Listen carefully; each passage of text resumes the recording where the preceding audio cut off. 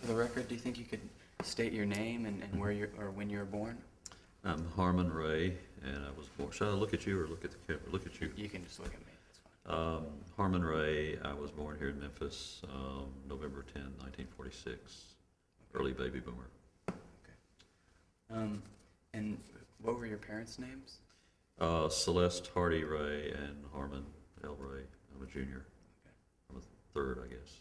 Yeah. What were their occupations? My father spent almost his entire working life after he got out of the Air Force after World War II, working for Armor Meatpacking Company, and started out on the killing floor and ended up in fairly high management. And my mother was a homemaker for part of the time, and then worked for a doctor's office, clerical duties. Okay. Do you have any memories of your parents? Any distinctive memory? Well, or what were your parents like, I guess? Well, my mother's still living, and in terms of race stuff, is interesting.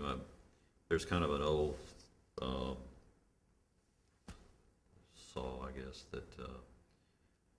that in the North, white people like the black race, but don't really like black people. In the South, white people often like black people, but don't like the black race. And my mother really was quite liberal and anti-racist, and still is. And my father was kind of the classic white Southern person who was very conservative, but had good relationships with individual black people. But as in terms of civil rights and stuff like that, he was against all that. He was just a standard kind of Southern white guy of that generation. So what was your childhood like growing up in a household where you had, it sounds like your parents kind of had different opinions, did they? Yeah, well, they were different in a number of ways on that, but there was also some similarities in terms of they both come from small towns in West Tennessee, and neither one of them graduated from college. My father went 1 year on a football scholarship and then had to quit when his father died and to help support his mother and little brother. And so I was the first person to really graduate from college. And I'm an only child, so that was it. And they had they came from kind of working class, kind of, and during the course of my growing up years, kind of moved into the middle class. I grew up in a duplex on Breedlove, north of Chelsea, in North Memphis, which for many, many years now has been almost entirely black neighborhood. At that time, it was working class white, kind of right on the edge of the black community. Yeah. And then when I was 11 or 12, we moved out to Coro Lake, which is out Highway 61, kind of a more suburban development. It was not in the city at that time. It's since been annexed, but it was like 5 miles west of Whitehaven. So I went to school in Whitehaven. Okay. But there was always that, I wasn't aware, I didn't think about political issues or social issues much when I was a kid.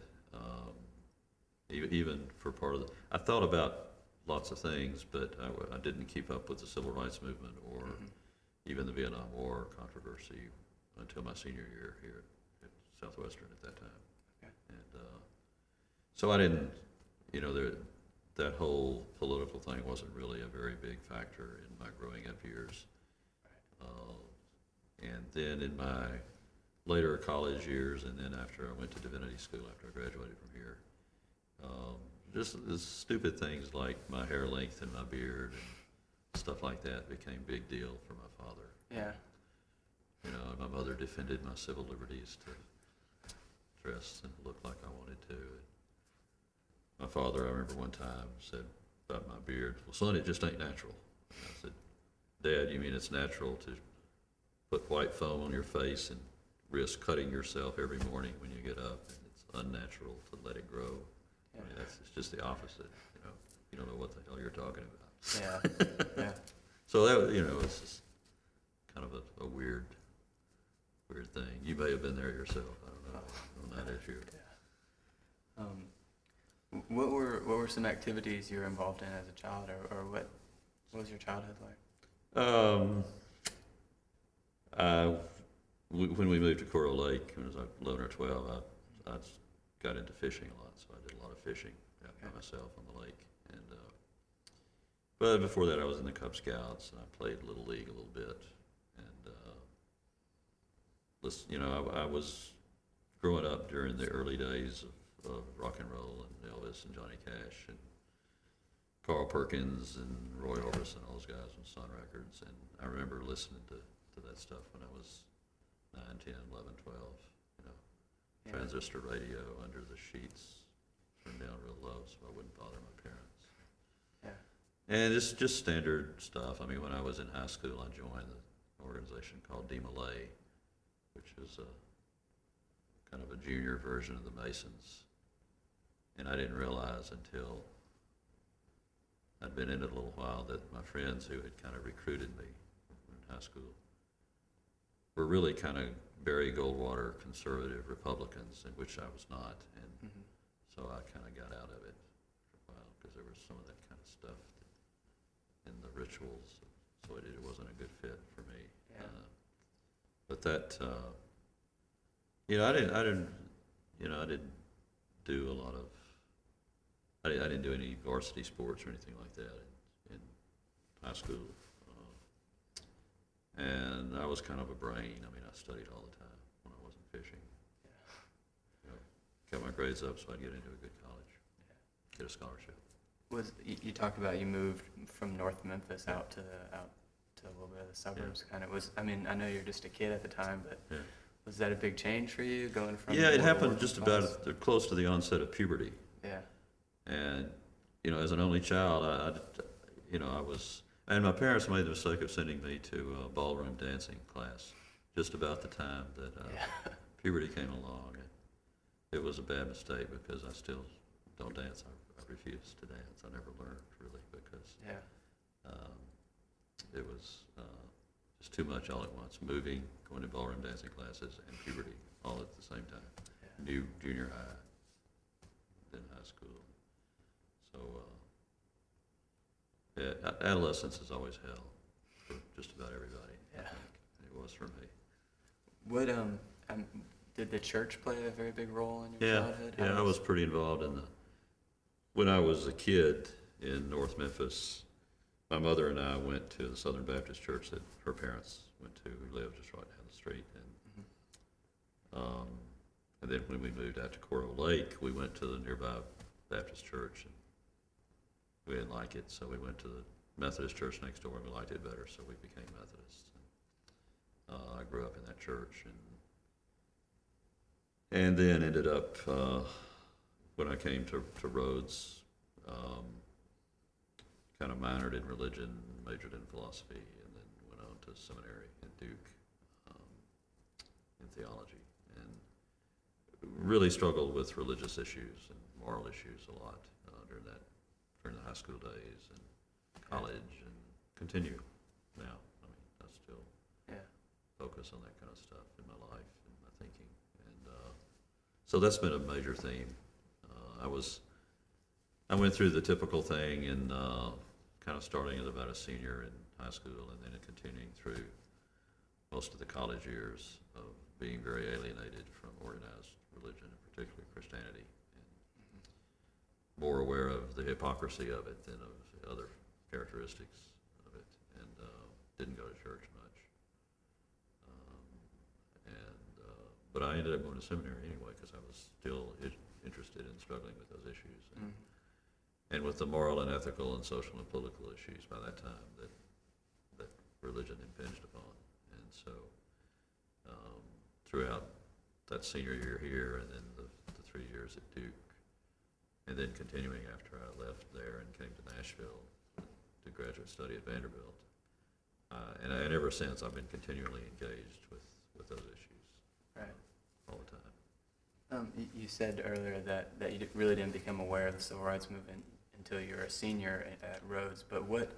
I was aware, but I just wasn't, right. I didn't keep up with it. Yeah. I didn't really pay much attention. What, as a child and in high school, what memories do you have race relations in Memphis? Do you have any specific? I know that's. Yeah, well, no, my mother tells me a story, which I'm not sure whether I actually remember it happening or not, or maybe just through her eyes. But when I was real little, she, would take me on the bus downtown, go shopping or something, and she had recently read me a children's story called Little Black Sambo. I don't know if you're familiar with it or not. It's kind of a classic children's story about a little black African or Indian kid. That, I don't even remember how it goes, but I was just a little tiny kid, and I remember one time she and I got on a bus, a Memphis City bus, and there was this little black boy that was getting on the same time with his mother, and I apparently said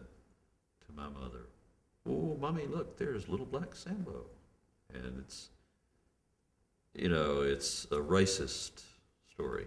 Right. At least that's the way I look upon it now, and most people look upon it that way. And of course, I was too young to know what that meant. But, yeah. But she tells me about that story, and so it helps me now kind of see how embedded I was in that world, of segregation and racism growing up in this town, which has always seemed to me that white people in Memphis have always been obsessed with race, and more than most places I've ever been. And I remember, I remember when I was a kid in North Memphis, there was one little black boy that played with my little white kid group in the neighborhood once or twice, but that was it. And otherwise, it was just all white kids. And of course, school was all white kids, even though we lived right within a block or two of a big black neighborhood. And I remember, you'd see black folks at the grocery store and, at the supermarkets and places like that growing up. But there was never a whole lot of interaction that I recall. And of course, the guy that picked up the garbage every day was African American. But that was early in the morning before we got up, so I never really met him. And what I remember about him is he would leave a Christmas card, and we were supposed to put a dollar bill or two in a little envelope that he left and leave it on top of the garbage can, for him for the next morning around Christmas time. And just little stuff like that I was kind of vaguely aware of. And my grandfather ran a Pillsbury flour warehouse, and my mother worked there part-time sometimes. And most of the people on staff there were African Americans, working class guys. And so I'd go down there with my mother sometimes and had kind of a superficial kind of connection with some of those guys. And my mother would tell me about how when they would get in trouble, my grandfather would bail them out of jail. And they needed money, he would advance them a little bit. So it was kind of your standard, basically, white, southern, paternalistic sort of arrangement, but as opposed to just blatant, outright cruelty. There was that kind of be nice within the context of a segregated, unequal culture. It was kind of the way it was.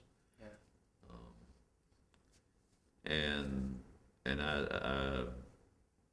Whitehaven High School did not desegregate until the year after I graduated, which was the same year that Southwestern did desegregate in my freshman year here, 2 black guys, both of whom I knew some during my college years. Right.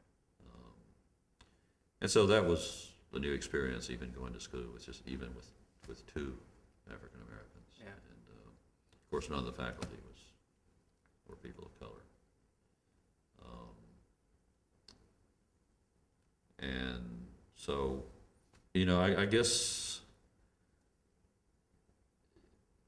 and my mother and father always kind of taught me that kind of basic human equality, that nobody's any better or worse than anybody else. So that was really good to get that kind of, so that when I did begin to encounter,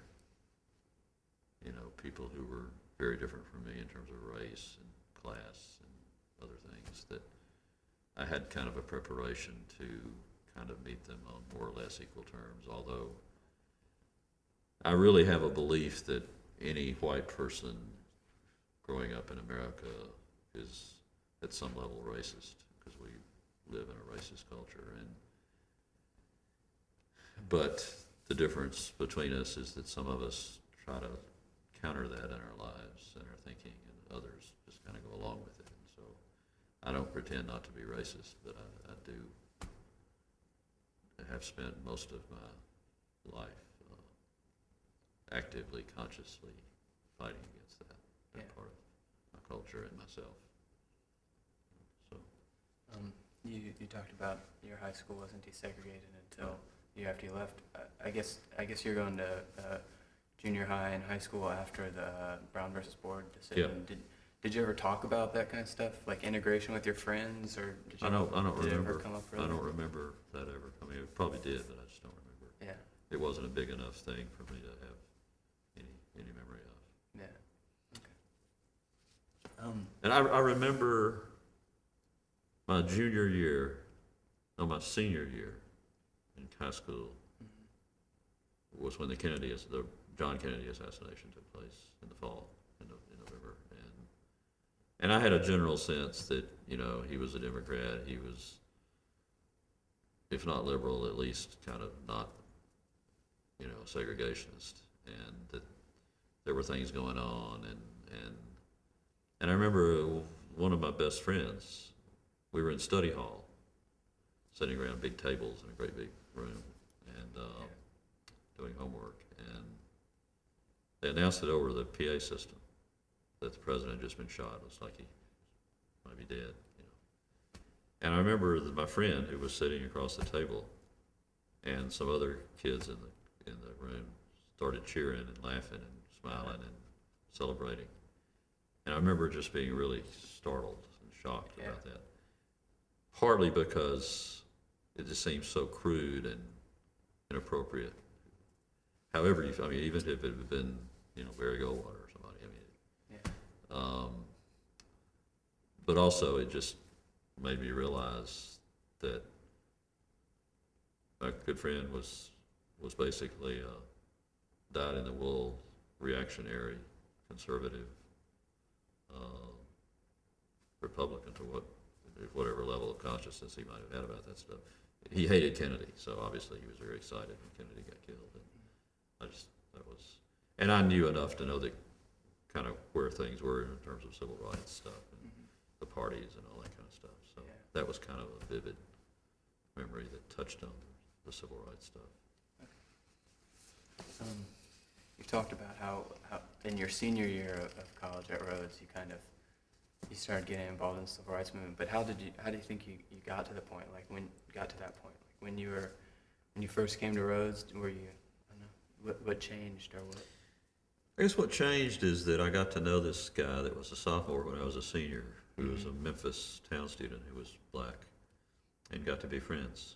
And some of the other people in my fraternity got to be friends with him, and we were ATOs. And at some point, somebody, we got to talking about would he like to join the fraternity.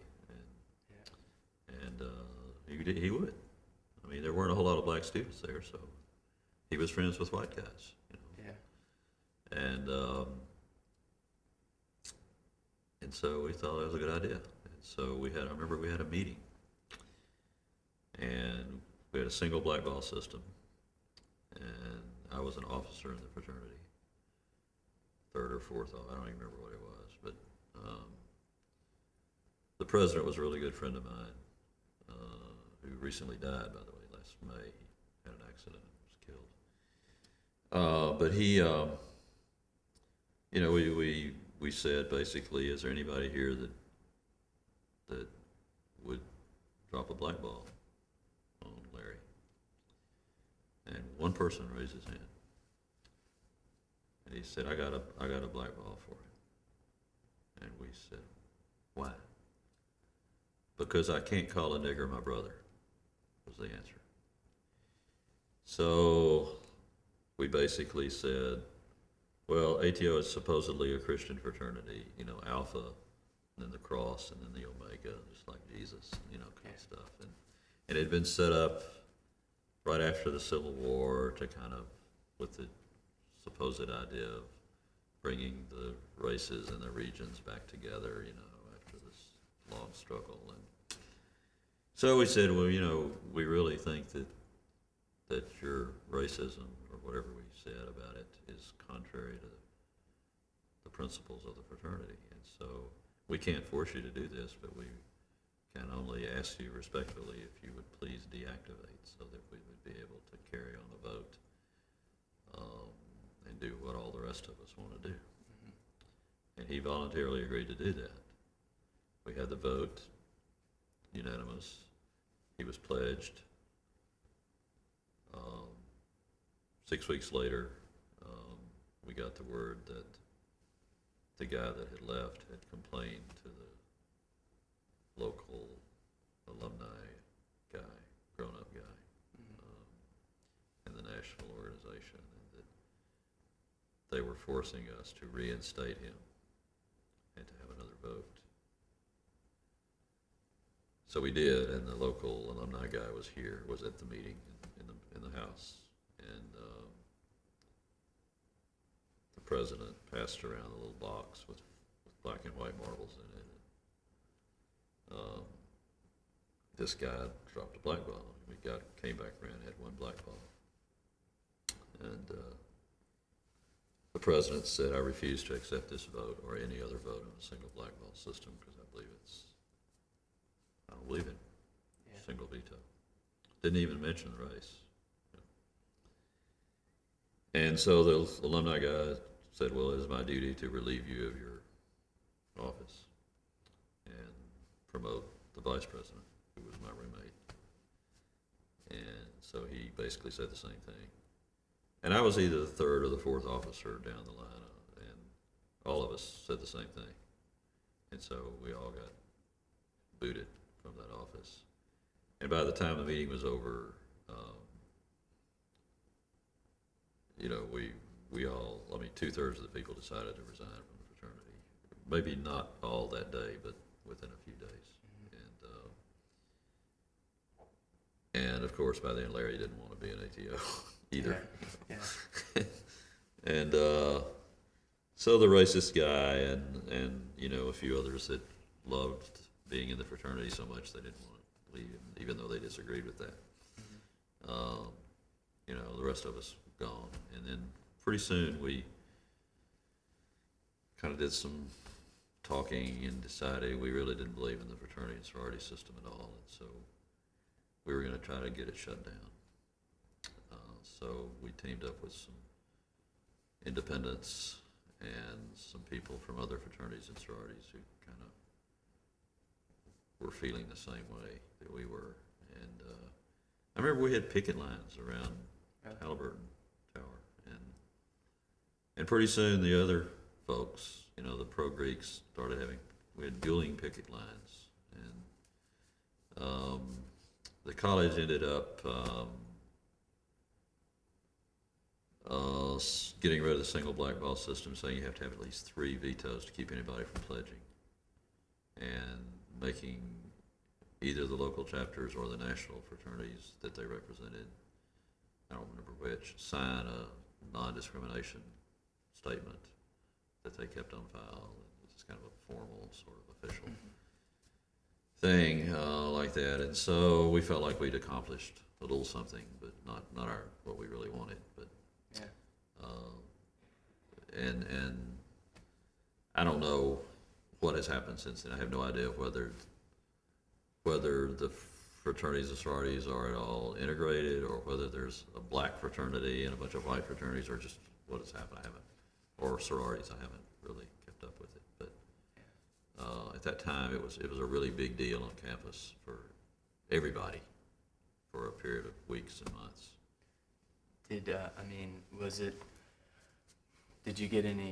Was anyone hostile to you because of your role in it, or was it pretty, Well, there was tension between us and the guy that had dropped the black ball, and there was another guy in the fraternity that was pretty racist, but did not object to pledging this guy. Yeah. But that's all I really remember. I don't remember any confrontations or anything with, I mean, I remember some arguments with some pro-Greek students, but not anything real heavy. Yeah. I mean, we were just kind of at different places. Didn't mean you couldn't be friends, or, it just meant you understood this one issue very differently. Yeah. Because at that point, I had kind of had some ambivalent feelings about the whole Rush and blackball stuff, quite aside from the race issue, for ever since I've been in. And I had joined when I was a sophomore, not a freshman, myself. And but this just kind of pushed me over the top, and I said, I don't want to have anything to do with that exclusivistic sort of elitist, what I saw as elitist kind of way of doing social life. That just didn't make sense to me. Yeah. But I didn't think that people who disagreed with me were bad people, and I don't think they thought I was a bad person because we, differed on that. But it was an early kind of, for me, wake-up call about that issue. Yeah. That touched my own life very personally. After that, did you start getting more involved in? Well, I don't remember the exact sequence. I don't remember whether the sanitation workers' strike started before this or whether this was before that. Well, I'm not sure, but wasn't the sanitation workers' strike was in the summer of '68? No, it started in February, and it was in the spring Okay. semester. Okay. And I think this fraternity thing, it may have been in the fall semester. I've always If Rush was still. kind of thought, I don't know if he was. It may have been in the fall. Okay. It would make sense that Rush would have been in the fall, but there may have been some way you could pledge somebody other than during the Rush period at the beginning of the year. I don't know. So I'm a little fuzzy on my memory on that whole thing. But all I know is it was the same school year that the sanitation workers thing happened. And I didn't get involved in that in any kind of real, central way, although there were a few students here who did, white students. And Kobe Smith, one of the two black students that had desegregated the place, was very, very involved. Have you interviewed him? Or? No, we haven't, but hopefully we plan to. Yeah, I think he's been pretty ill. I heard when I was down here a few months ago from somebody that knew him that he was on dialysis or something. Okay. And so I encourage you to make tracks, who knows what will happen. But he was, of course, very involved in the Invaders, which was a very militant, younger black organization in the city that was pushing King and the other people that were supporting the garbage workers, trying to push them to the left in terms of tactics and stuff. And historically, a lot of people think that they're the ones that kind of started the violence at the tail end of the first march that King led here around that, which then is why King came back to try to prove that he could still lead a nonviolent march, which is when he got killed.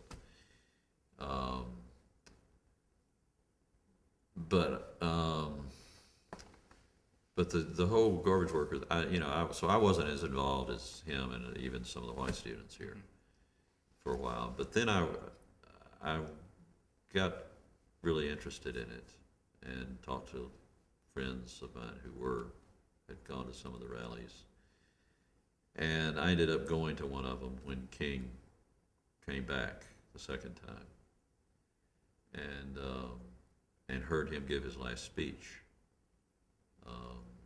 that the night before he was killed, the next afternoon, and was just very moved and very brought up short, because I don't know if you've heard or read that speech or seen footage of it, but he had a premonition that he was going to die, or could very well die soon, and he talked about that. And he talked about how God has led me to the top of the mountain, and I've seen the promised land. I may not get there with you, but I know you will get to the promised land. something about it.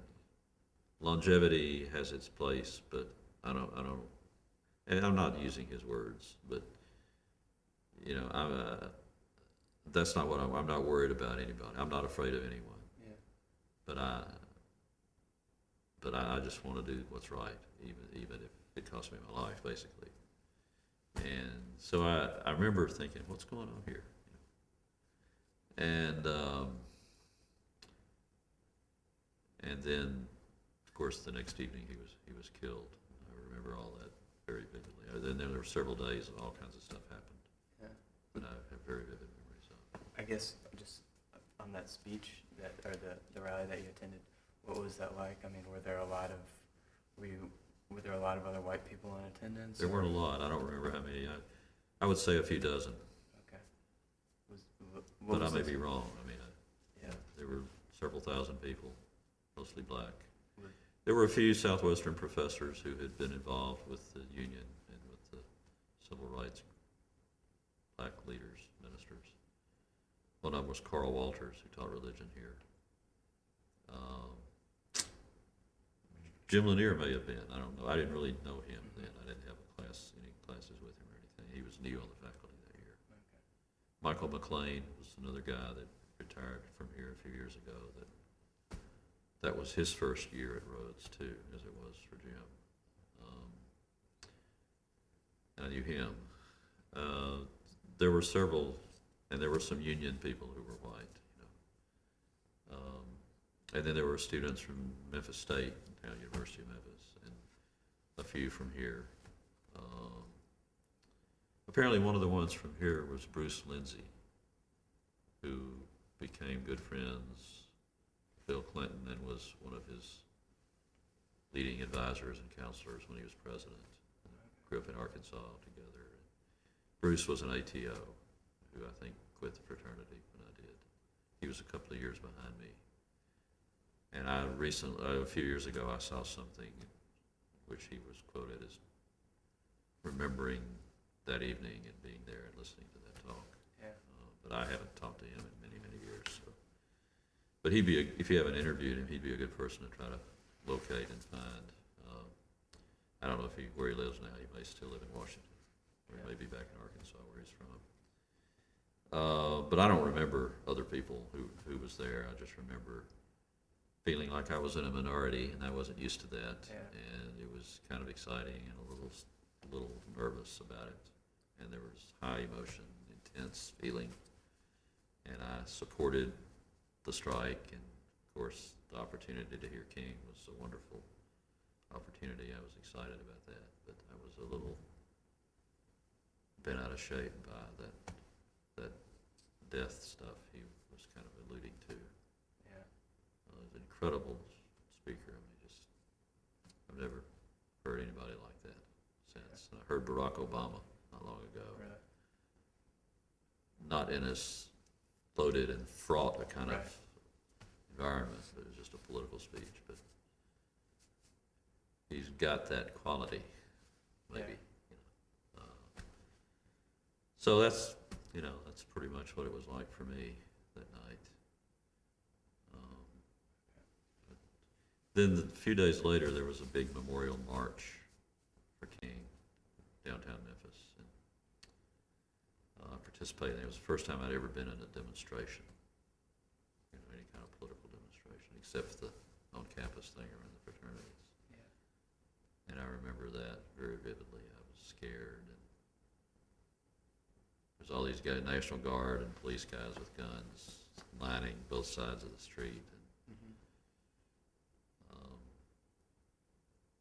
And there were TV cameras everywhere, and I kept thinking they were all focused on me. And my father's conservative friends at Armor Meatpacking Company are going to see me and think I'm just completely off the edge, and they're going to give my father shit, and he's going to get upset with me, and stuff like that, Were the people? Was it what was the atmosphere of the people who were marching? Was it like were they watching it? I mean, were they marching in silence, or what was? I don't remember. It was not a noisy kind of thing. Yeah. My memory is that it was fairly quiet. It was sober. And there was some speeches and rally. I think we ended at maybe at I don't know where all the offices, City Hall, kind of, whatever that was then. There were speeches, and it was all outside, and thousands of people. Because the union fight was still going on at that point. It didn't settle for a while. And so there were union people and civil rights leaders and all sorts of people. But the other stuff that, you might be interested in is what happened here on campus after the assassination, which, as I recall, it was a few days before spring break was supposed to start. And I think the president, John David Alexander, was out of town when all this was happening, and Jameson Jones, the dean, was kind of in charge. And the word I got was that he was under a lot of pressure to close the school down early, because there was rebellion and violence and fires going on all over the city for several days. And I remember that night after the assassination, or maybe it was the next night or day, I don't know, but you could hear the gunshots and the sirens, and you could see smoke coming from over Broad Street, which is real close to here, of course, and that area of town. And that he resisted pressure to shut down the school. He said something like, this would be an insult to black people to do that, and we're not going to do it, And he ended up, I think, closing it down when it was supposed to be, or maybe a day early. I don't remember. But in those few days, there was a curfew, and people were not supposed to be out on the streets unless they were going to work or to the hospital or something. And Dean Deal, who was the dean of men, I was a dorm president. And I had third floor of what was then called North Hall, which I think may be Glassell now, or something. It was right on University Street. And he called all the male dorm presidents into his office and said, I want you to do a weapons check. Go room to room and make sure nobody has any weapons. And so I thought, nobody will have any weapons, This is Southwestern. So I went from one end to the other and knocked on all the doors and found at least somebody, whether it was both of them or just one person. They were doubled up. And I didn't find any except for one room, which was right across the hall from where I was living. And I knocked on the door, and one of the guys that lived there answered the door and had been drinking, and he had a couple of fraternity brothers with him. And I said, Dean Deal's got the dorm presidents going around and checking to make sure nobody has any weapons. You don't have anything, do you? And he was just drunk enough to admit he did. He said, yeah, we got some weapons. I said, well, what do you got? He said, we got some guns. We got 3 guns. I said, why? He said, well, we'll protect ourselves. I said, from what? He said, well, it's not something about the times, what was going on, I said, well, what are you doing with those guns? He said, we're driving around with them. I said, they're not loaded, are they? He said, yeah, they're loaded. I said, why are you driving around with loaded guns when there's a curfew and there's all this violence all over the country, including right here where Martin Luther King just got killed? He said, we're looking for uppity niggers. And I said, well, Dean Deal wants your guns. And you can either give them to me and let me take them to Dean Deal, or you can give them to Dean Deal. I think they gave them to me. I don't remember, and I took them. I didn't ever mess with guns. The one time I ever shot a gun was skeet shooting with my father one time. And I was scared of guns. I'm still scared of guns. I don't think people should have guns. And so that's one memory. Another memory is that, and the other thing is this guy's a prominent lawyer in Memphis now. Really? And his roommate, I was president of the honor council that year, and his roommate was on the honor council with me, and is now my doctor in Nashville. Wow. One of these days I'm going to ask my doctor Yeah. if he ever heard that story, because he and I've never talked about it. He wasn't there when this happened. Did they get in trouble or anything? I don't know. I don't know what Dean Deal did with them after that, and I didn't. I'd done my job, and that was it. Another memory is that, I don't remember which night it was right during that time. The National Guard, which was mostly, rural working class white guys from West Tennessee. Obviously many of them, very prejudiced and, racist, and were patrolling the streets. And one night, real late, right after the time when the guys got the girls back to their dorms, and if they had a date, and were coming back to the dorm to go to bed, and some of them were already gone to bed. And about that time, the National Guard guys decided to take a break. They all park right in front of the dorm on University Street or where it is, and start getting out of their Jeeps and tanks and trucks and whatever they were. And they were waving their guns around. Some of them were drunk. Some of the Southwestern guys in the dorm were drunk. Some of them were out in their drawers, and that was all. It was really bizarre, but it was a very volatile situation. And I came out, and I don't know maybe the other two floor dorm presidents were there too. I don't remember who they were or anything. I don't remember any details. I just remember being really afraid that something was going to happen, and talking to some of the guard guys, trying to get some of the students to go back in the dorm, and trying to get some of the soldiers to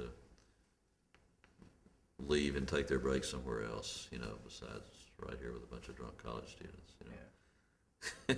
Were they yelling at each other? There was some of that, but I'm kind of vague on exactly what was going on, but I just remember having a very scary feeling that something really bad could have happened, And they eventually went on, and everything was all right.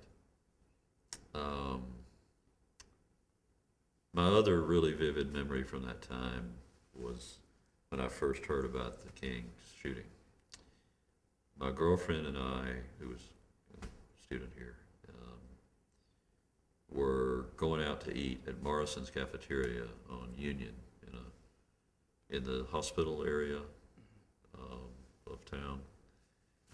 And just as we were pulling into the parking garage under the restaurant at the ground level, we heard a thing come on the radio, a bulletin that Martin Luther King had just been shot, and it looked very serious, and they didn't know whether he was going to live or not. And we drove on in and parked. I can't believe we were so stupid. And we parked, got out, took the elevator up to the restaurant. We walked into Morrison's, which was a cafeteria. And as we walked in, maybe I became very, very aware in a way I'd never been aware before, that all the people eating there were white people, and all the people working there were black people that you saw serving the line and carrying the trays for you for a quarter tip, And it also occurred to me that we were the only people that knew what had just happened, because everybody else was already there. And it just happened, and we just heard it, and we just got there. And I had this impulse to get up on a table and try to get everybody's attention and announce what had just happened. And then I thought, oh no, you don't want to do that. That no telling what might happen. And I remembering that incident 5 years before when my good friend had reacted with glee at the news of the Kennedy assassination in the study hall. And I thought, God knows what might happen if I stood up and announced this in this place, given the racial dynamics of this place. So I didn't. So we went on through the line, ordered our food, got our plates. The black guy took our trays to a table, set them down, and I think like a stupid kid, white liberal kid, I gave him 2 quarters instead of, which of course I didn't have any money, instead of 1 quarter. You know, just stupid token BS, you know. And so we sat there, and I remember sitting there and looking at our food and looking up at each other and looking down at our food and thinking, I don't remember if we said anything, but we just got up and left. Came back to, I don't know if we drove around a while or went back to campus or exactly what, but and realized we couldn't eat. And then we heard later that he was dead. And the next morning, I got word kind of mid-morning between classes or something that Kobe Smith had an 8 o'clock class and had announced in the class with all these white kids that the invaders' first priority in retaliation for what happened was going to be to invade Southwestern and burn, rape, pillage, and kill everybody on campus. And that it had just set up this uproar, and that pretty soon white students were, this is very, very pre-cell phone. Everybody was lining up at the payphones in the dormitories, calling home to Arkansas, Mississippi, and West Tennessee, saying, Mama, you know, black folks are gonna rape me if I can't get home, you know, kill me, all this stuff. And I knew Kobe a little bit, and I knew that he was just playing games. He wasn't, and that this campus would not be one of the first targets if they were going to do something, you know. And I just thought it was sad and funny at the same time, you know, just the kind of reaction that he got. And I don't know for a fact that he actually said that. I don't know what he said. I wasn't there, but that was kind of the word that went around very quickly. And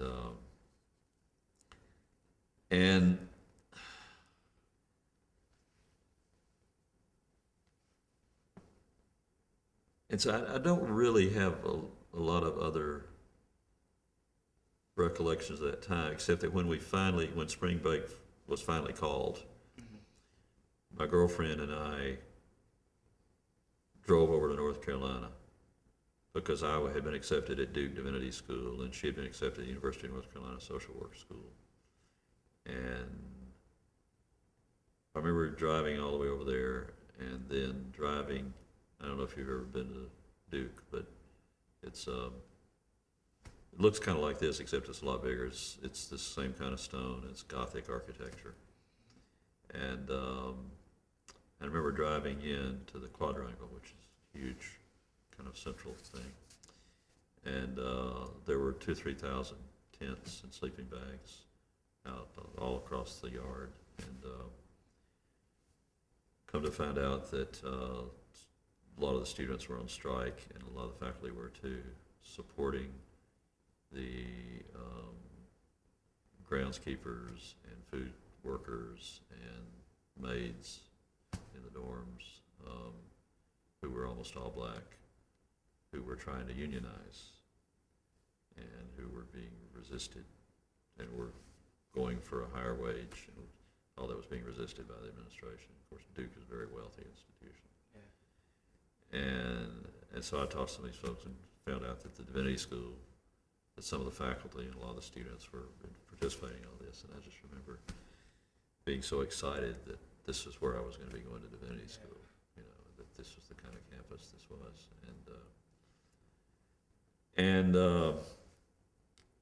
And then there were stuff happened during my career at the Benny School around the race issue and labor movement stuff, as well as anti-Vietnam War stuff, that I was involved in some of that. And so that kind of continued the theme.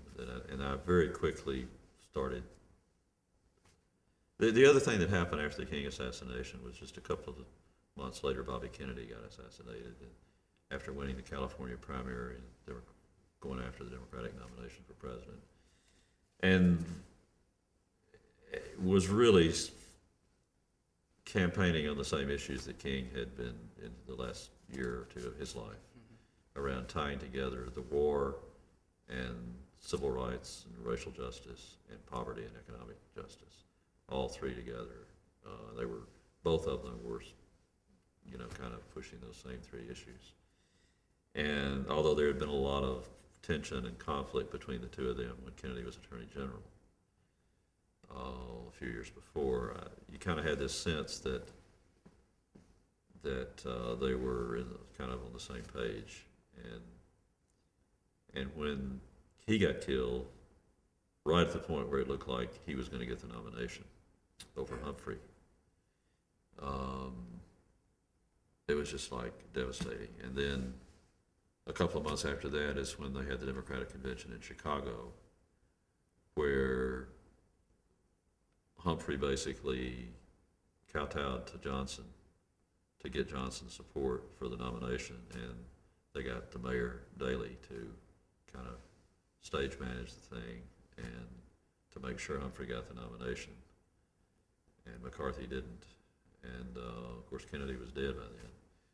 And then there were all the police riots, and all the peace demonstrators got the hell beat out of them, and all on television, everybody saw it. By then, I had, just in the course of a few months, I had begun to see myself as a very radical political activist.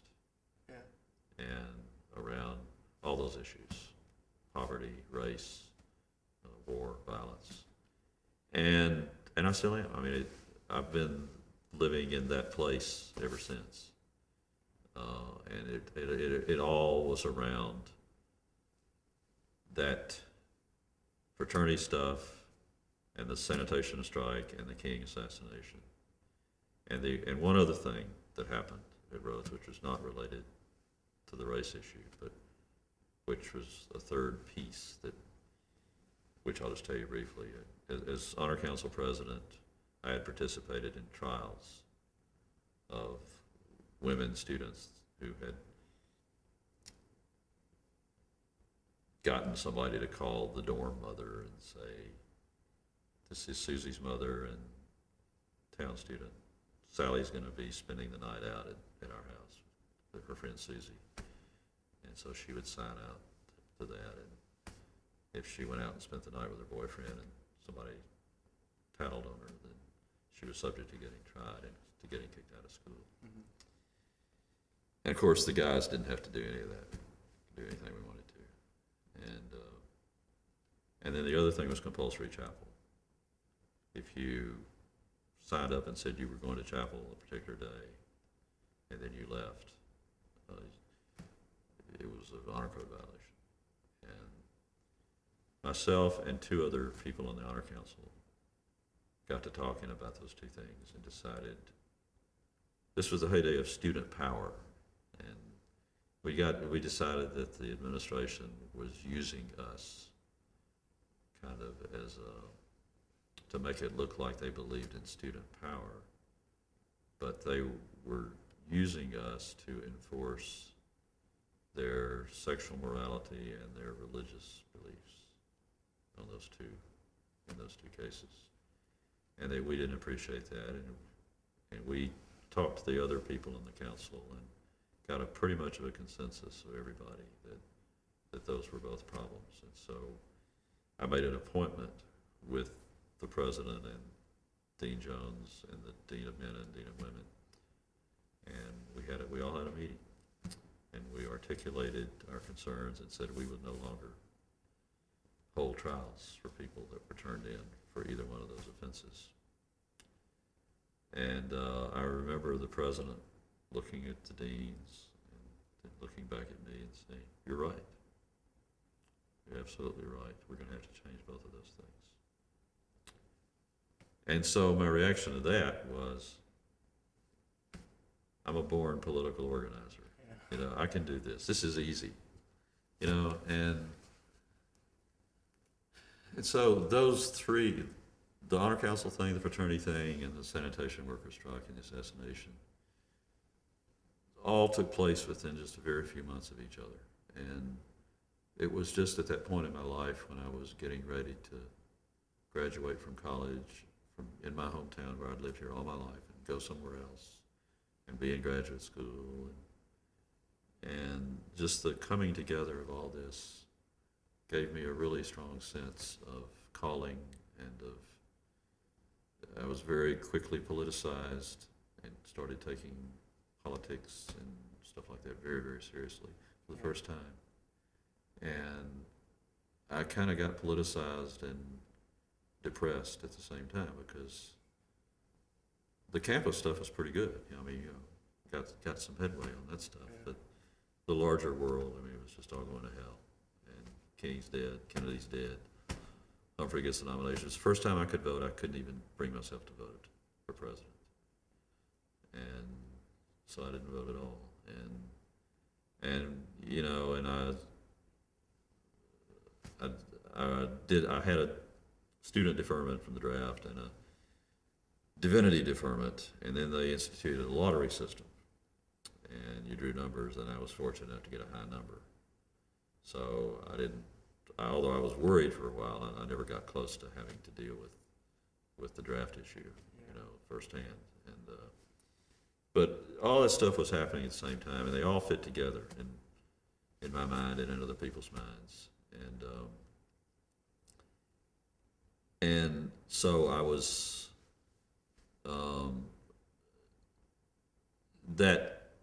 that spring of 1968, probably other than, you know, when I was my early childhood, which is when you get shaped as whoever you're going to be.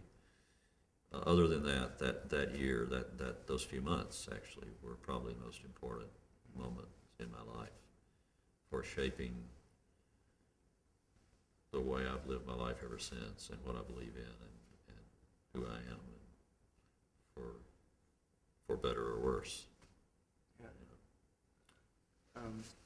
I guess I'm just interested in this, but like especially after the Martin Luther King, after he was assassinated, and there were the riots going on in the city, and then you're talking about you made this change. How did your view of Memphis change? I mean, when you came back, did you see the city differently and the relations in the city differently between the races? Yeah. It all kind of fell into place. You know, I said a while ago that my perception is that white people in Memphis have always been just obsessed with race, and I think that may be changing some in recent years. I hope so, but it really kind of made things come together for me in terms of understanding the city. And I didn't like Memphis for a long time after that, and in more recent years, I like it better when I come back and visit. My mother still lives here, but it really affected my view of Memphis.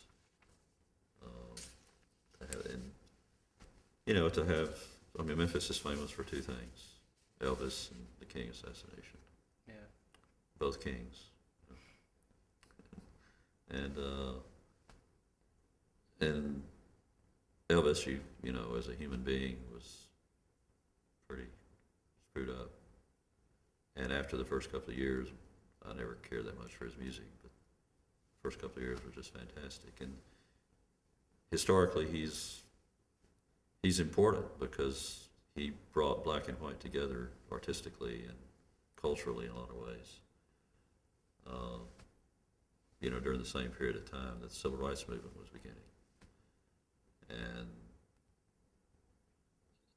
it's just been interesting to think about Memphis's identity around those two figures and what that means historically. Yeah. Could you maybe just talk a little bit more about how, after that change, maybe, I guess, the career they've gone into and just how those three events you think affected the rest of your life? I don't know how. Did you have to go at 5:30? Yeah, I have to be somewhere at 5. Oh, at 5. So Okay, I'm sorry. I better quit in about 3 minutes. How much tape is left? Are we? Okay.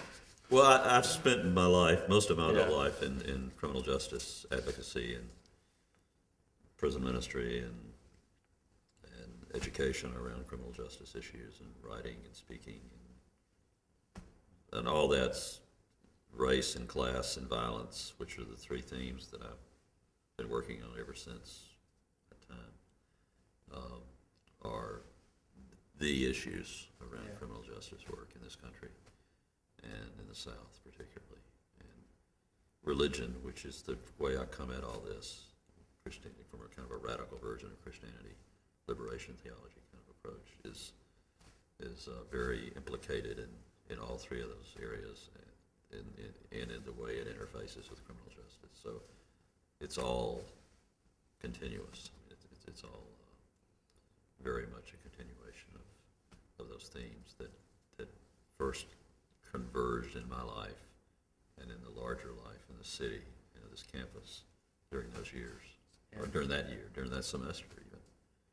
So I look back on that as being the place where my life kind of began to take shape in the way that not particularly that I was going to do criminal justice, but that whatever I did, it would be within the context of those issues.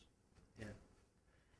Is there anything else important that you feel like you should add? Or? Just that I'm really glad you all are doing this project, and I look forward to seeing some of it sometime, some of the other stuff that the other people you're talking with. And it should be, I hope it's a really rich experience for you and other students that are involved in this. Be really creating something that will be important for a lot of people for many years. So thanks. Well, thank you very much for sharing your story with us. I'm sorry I kept you so long. No, that's all right. I was so interested. Yeah. But yeah, thank you very much. Thank you. Yeah, enjoyed it.